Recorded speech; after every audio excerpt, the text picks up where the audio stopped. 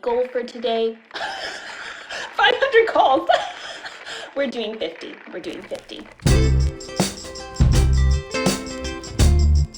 Hey everybody, my name's AJ and welcome to the Wealthy Idiot Show.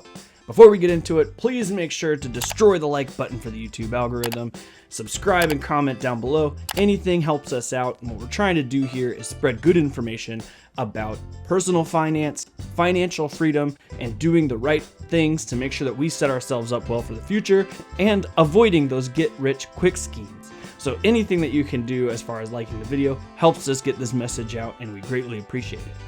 Now, unless you haven't logged into the internet recently, you most likely have seen some videos around this quiet quitting concept.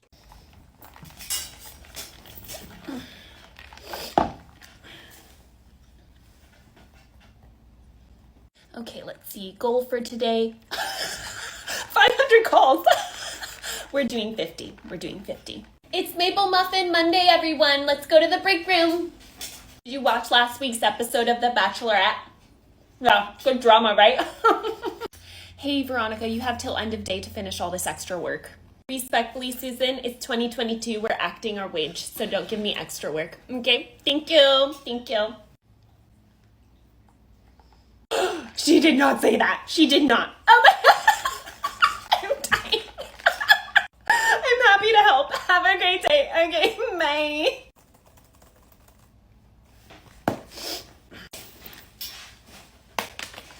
Everyone have a great night. Okay, bye. There's also another trend going around called act your wage. The entire concept is if we're not going to get paid enough to do extra work, then we're going to work for what it is that we're being paid for.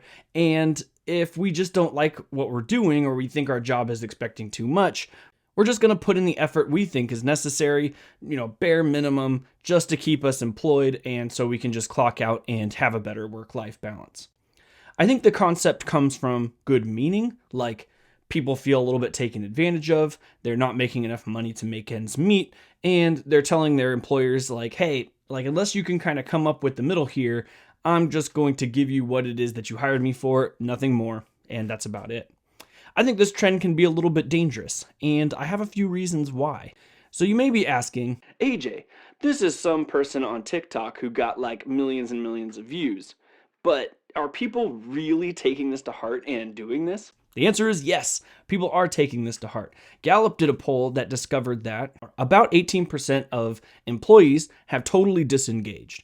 This is the highest disengagement rate since 2008 when the economy collapsed. You see the pattern there? You see what happened? The 2008 economy collapsed. People started to disengage. Now, 2022, the economy starting to collapse. People disengage. It means that employers are kind of struggling right now to figure out what it is that they need to do in order to compensate for all of these people who are quiet quitting or acting their wage. As someone who hires people, this is obviously concerning. I don't want people giving up on their job simply because they feel like they're not getting employed or paid enough. So one of the sad truths I think that younger people haven't really figured out yet is that you never get paid what it is you're worth in the moment. You're always going to lag behind that pay just a little bit. And what I mean by that is you get a job and maybe it takes you 6-ish months. I think studies show that about 6-ish months it takes people to normalize for a position. So if you're a good employee, it takes you between 3 and 6 months in order to normalize for that position. Once you've normalized, you've essentially met your pay. Now that you continue to grow, if you're a good employee, after that 6-month time period, you're now kind of underpaid. And it takes time for you to show that you're worth a specific amount of money and then to start collecting that pay. This isn't just true in employment, it's also true in entrepreneurship. Whenever you start a business, it takes some time for people to start to see and understand that what you provide is of high enough value for them. And what you're working on today will receive the correct compensation, but it will receive it later. That's just the nature of the game. So what I usually recommend to people is treat yourself like you're your own business. You are providing a service, whether that's, you actually own your own business and you're trying to accomplish something, or you're working as an employee for a job. You're essentially trading your time working for money as kind of an individual business, a sole proprietorship. And then when you come home and you're spending money, those are your expenses. And so we're trying to grow our business a lot like you would if it was a physical location, but just yourself, trying to grow that business. Either learn new skills to get promoted, find a job that actually pays what it is that you think you're worth, find side hustles in order to get more money. And as your business, your sole proprietorship grows and you get more money, we encourage people to then invest that money and continue that growth as a business. And acting like a business kind of shifts your mindset into thinking, how do I propel myself into the future? Like, I understand that maybe I'm not getting paid what I deserve now, but I'm going to prove that I can get paid what I'm deserved. And then I'm going to go out and find somebody willing to pay me that. And as a business, I owe it to myself and the people dependent on this sole proprietorship, like my family, to go ahead and work hard to make that happen. So I'm personally of the opinion that you got to work hard and keep progressing. Now, I've worked jobs before that have been really rough. I've felt underpaid and underappreciated. And I think the trick here is not to give up, not to reduce the amount of effort that you're putting in. It's to start putting effort into something else that matters more, like the next position or a business that you're trying to start. The next trick that has actually worked for me, and it's worked for people who have called and talked to me about this, is let your employer know what it is that you're thinking as far as compensation goes. This has worked several times in my past and other pasts because at the end of the day, your boss does not know what it is that you're thinking unless you tell them. So go into their office and say, hey, look, I've done the numbers. Make sure you bring evidence. Always bring evidence with you. But I've done the numbers and I figured out what I should be getting paid and what my value is. And I would like to see if there's something that we can come up with that would meet these numbers. This has been successful in my past and in most of my friends' past who have come and talked to me almost every single time. Because at the end of the day, the employers aren't considering that. Like if you're not expressing your dissatisfaction or that you're not happy, they're assuming stuff is going okay. And if you start quiet quitting, it's just going to feel like you're just a bad employee. They're not going to be capable of matching that for you.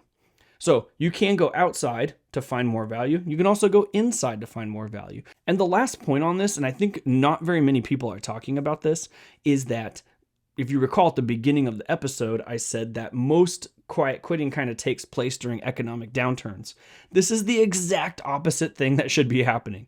People do the same thing with investing. As soon as the economy hits a dip, people pull all their money out, they take their losses and they run away. And then when the economy's at the peak, that's when people are buying and trying to invest more money. It's the opposite direction. Like right now, we should be investing as hard as we can, producing as much as we can, so that way when the economy does come back, we can take advantage of that great bull market and become wealthy on the other side. The same thing is true when it comes to job markets. If more people are dissatisfied with their work and more people are quiet quitting or acting their wage, that means that the competition for roles is going to start to decline. Furthermore, we don't know what the economy holds for us next year. We do know that inflation is causing a lot of issues, and we do know that these interest rate rises are making people concerned. A lot of major companies, even though they're seeing profits, are already considering laying people off, which means that the competition for the few jobs that are there is going to be great. And now is not the time to tell your boss that you're dispensable, that you can be removed or laid off. So now's the time to kind of secure your job, because we want to have a job through the economic downturn to support our families and ourselves. We want to have a job during the economic downturn so that we can invest more. And when the economy turns around and starts going up on the other side, what happens to investing also happens to jobs. As companies begin to grow, they're going to start looking for people to fill in leadership spaces that they needed, that they didn't have before. And the first people they're going to take to put into their roles are the ones who have been working extra hard, who have been providing extra value, and who now deserve to get paid the value that they've been working at this entire time. So I know this is a crazy concept, the people who are quiet quitting, acting their wage. I get that you're dissatisfied, you don't like how things are going. But if you want to change those things for yourself, this isn't the method to do it. There are ways to accomplish this, and a lot of them have to do with liking this video. No, I'm just kidding. A lot of them have to do with securing your future and having a plan, and then working through to make that plan happen. Get a job, work hard, develop skills, work towards the next position, and invest. Get all those things done, and when we come out of this economic downturn, you're going to be sitting on the top of the pile, not the bottom of the pile. So So thanks for tuning in. I appreciate it, guys. If you have anything that I missed, please let me know down below. Check us out on wealthyidiots.com. We've got financial calculators and articles that are coming out all the time. Please check those out. Please like and subscribe, and I'll see you guys next time.